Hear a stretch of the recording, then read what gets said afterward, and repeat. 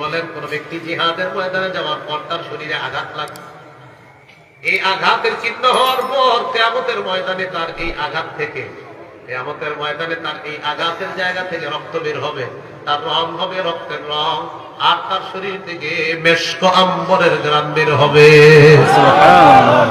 মুজাহিদ আল্লাহর রাস্তায় যাওয়ার পর ফিরে আসার আগ পর্যন্ত ক্ষণে ক্ষণে আল্লাহ তাকে এই সওয়াব দান করতেন। সুবহানাল্লাহ।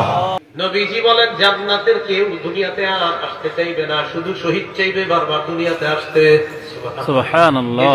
শহীদ فإنه يحب أن يرجع إلى الدنيا ويقول حتى أقتل 10 مرات مما يرى مما أعطاه الله من الكرامة।